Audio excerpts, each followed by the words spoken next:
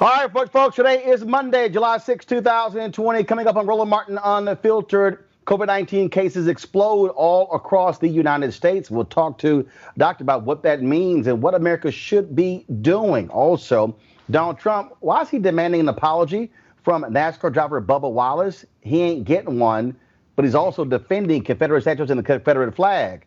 Yeah, he's all about running a racist campaign. That's exactly what he is doing. Also, Willard Jackson is out as the CEO of Ebony Magazine. We will talk with the new owners about what that actually means for the historic magazine. Also, folks, Jelena Maxwell on her new book, The End of White Politics, and we'll talk with police union in St. Louis, who breaks down when cops who do wrongdoing in St. Louis, how they're hired by a nearby police department. Wait until you hear these details. Folks, we got a jam-packed show. Plus, we got a jam-packed show. Let's just get started. It's time to bring the funk. Roland Martin Unfiltered. Let's go. He's got it. Whatever the biz, he's on it. Whatever it is, he's got the scoop, the fact, the find. And when it breaks, he's right on time and it's rolling. Best believe he's knowing. Putting it down from sports to news to politics. With entertainment just for kicks, he's rolling.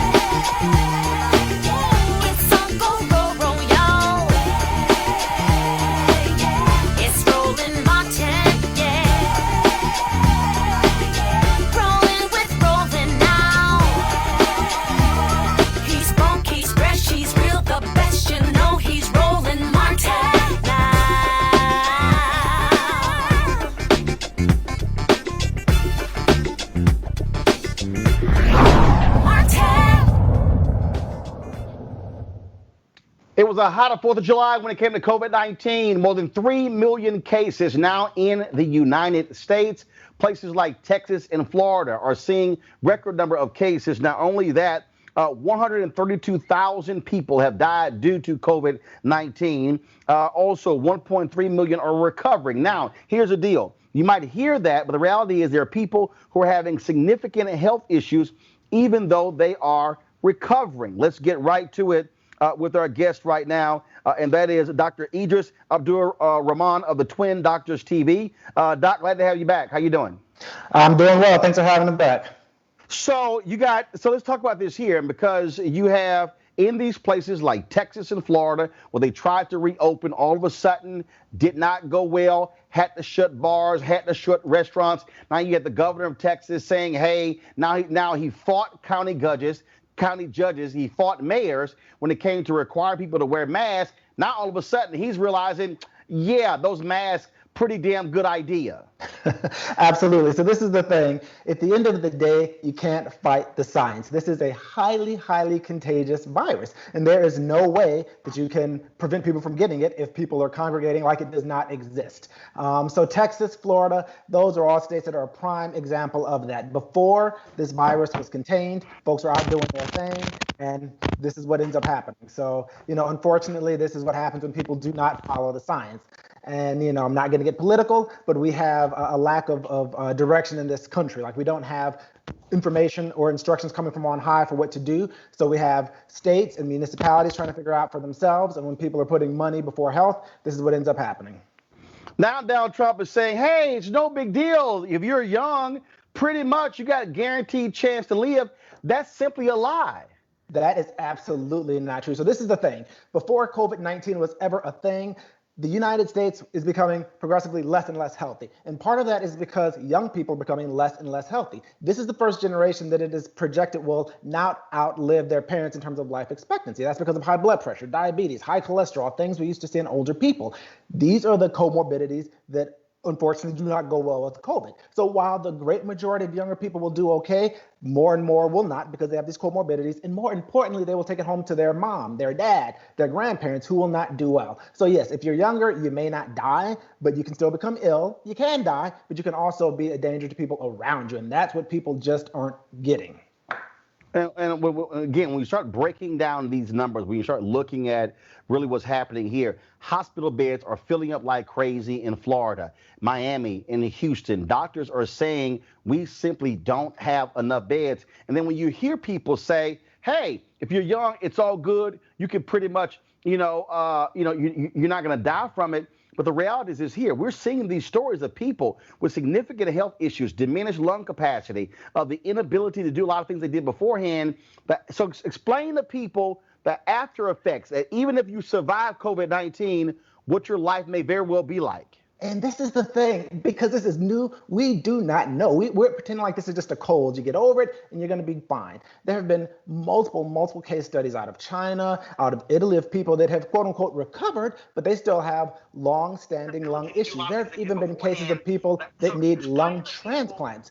So we just don't know what the long-term effects are going to be. And again, this is a disease that affects your entire body, your blood vessels. It causes inflammation. So, this could be something that down the line increases the risk of heart disease, heart attack, stroke. We just don't know. So it is way too early to tell people it's like a little cold, you'll get over it, you'll do fine. We have case studies showing that's not the case. And I'm thinking as time goes on, we're going to see more and more. So absolutely not the advice to listen to.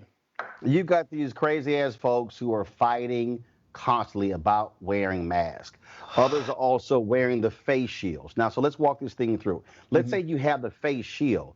Yeah. Do you also have to wear the mask as well? Is the face shield only protect? So what is it? So, because some people are wearing the face shield, no mask. Right. So the face shield is more designed for your eyes. So while this is a virus that can enter through the mouth and the nose, it can also enter through the eye. So if you wear glasses, you're good. But if not, you need a face shield. But this is the thing. The face shield is not going to provide protection under here. So even if you have a face shield because you're not wearing glasses, you should still have a mask on to actually cover your nose and your mouth completely.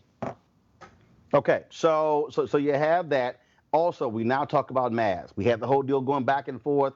Cloth mask, N95 mask. Some people, we're not able to get the N95 mask. And so explain to people exactly what is it. Is the N95 mask the one that has a filter in it? Exactly. So the N95 mask, they call it N95 because it is supposed to filter out 95% of nanoparticles. So these are the really small particles. So when you're dealing with people that have TB or other respiratory issues like COVID, this is the best mask. Nothing is 100%, but this is a mask that is most likely to filter out those particles. But what I tell people is while it's still hard to find N95 masks, you can go on Amazon, anywhere, and find what they call KN95 masks, which are just the Chinese equivalent, and they are readily available. So that's not a bad thing to have.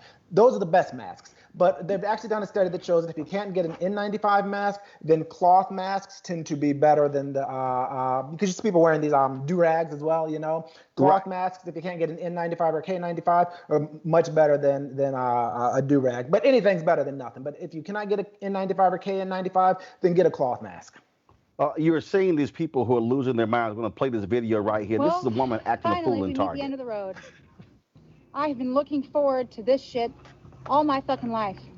So, Target, I'm not playing any more fucking games. This shit's fucking over. This shit's all fucking over. This shit's fucking over. This shit's over. This shit's over. This shit's over. This shit's over. This shit's over. This shit's over. This shit's over. This shit's over. This shit's over. Yay! This shit's over. Woo! Yeah. You know that shit? Get all this shit off of my car. I don't need any of that shit. I don't want any of that shit. Get that Now, shit Doc, out the reality is this here. Cops went to her place and finally, actually we meet the end of the arrested road. her. She then, of course, live Did streams everything the that Donald Trump arrest. was elected So to do. check You this can read out. about it on Twitter. You can read about it in the news. All of the deep state politicians, all of that stuff has happened. It's done. So I was hired to be the QAnon spokesperson. Coming here today? I cannot. It's a secret. What do you mean? Like I can't give you any classified information. You're not. You don't have clearance. You don't have clearance. Okay. You don't. You're a spokesperson, Yeah. correct? For the White House. Yeah. Okay. But call Donald Trump and ask him if you don't believe me. Do you have a Stop, we're going to talk over that Do I have video. his She phone is a number? I'm on Donald the phone Trump all the supporter. time. She's a QAnon conspiracy person as well. But again, this is what people don't understand. These people also No, I'm not gonna can put down my phone. I already said I'm endanger the wired. public. One All of this is being person broadcast can live. actually Yeah. spread this Everywhere, all over the world. coronavirus All to over the a world on number Instagram, of yeah. people. And so when you hear Millions folks of talk viewers. about put So, a damn say mask cheese. on, You're on look, candid camera. this is real. And these people, for some reason, just don't want to do it. I hear you. This is the thing. I'm going to give her and people like her the benefit of the doubt that this has been so emotionally stressful that they are losing their mind. Because I'm trying to be nice. I'm not giving no. Bottom line is these are people who are nuts, who don't want to follow rules. These are people who yell, "Oh, our freedoms," but they don't realize that people are dying. I mean, I saw one story of a guy who went to some COVID party. He apologizes. He dies the next day. This is not something that oh, you can catch. You know what? And fine, I can have it. I can live 20, 30 years. People are literally dying within days or weeks of contracting this. Absolutely. And this is what's driving me crazy, I guess, for lack of a better term. So when we frame this mask debate as an issue of freedom, I'm not understanding that. Yes, there are certain things that the government mandates that we do for our own health and well-being. Seatbelts, that's a perfect example. You don't see people saying, I'm a Republican or whatever, I follow Donald Trump, I'm a Trumpy, so I'm not gonna wear a seatbelt, because it's for their protection, but not just their protection, the protection of the passengers in their car who they will hit on their way out of the windshields, or the protection of the people around them who could potentially be hurt. Same thing with the mask.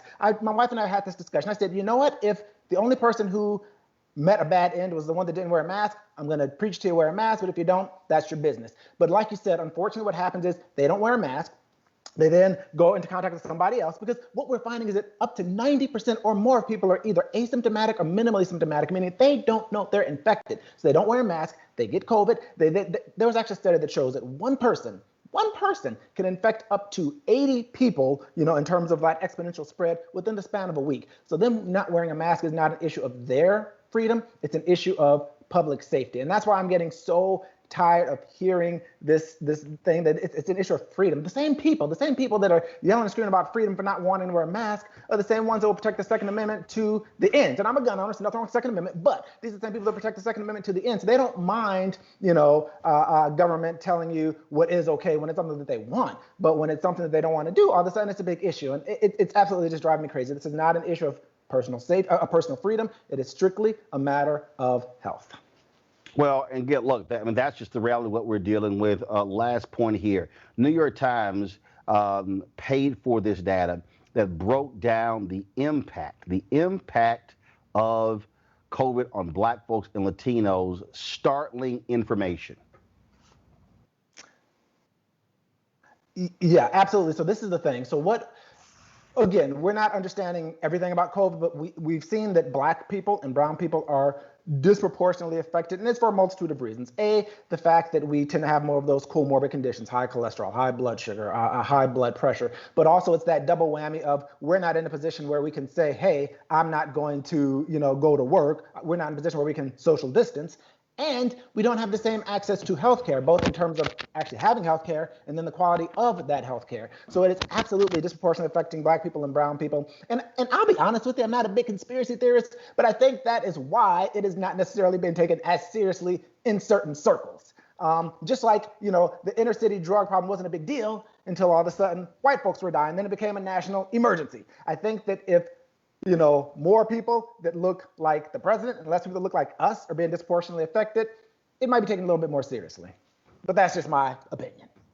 Well, no, man, I disagree. I mean, first of all, I disagree. I absolutely agree, and I still think that what you're dealing with is you're dealing with people who want to downplay it. In fact, the last question for you: there's a story out of the White House where aides are saying that what they hope is that Americans will pretty much just get used to and become numb to the number of people who are dying of coronavirus. Already 133,000 people.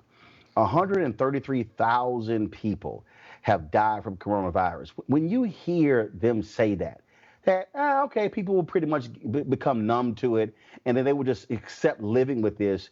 This isn't. We haven't reached that stage yet. I keep arguing until we have tested 100 million or 100 million or more Americans, we're not going to have a real, true understanding of the handling of this disease.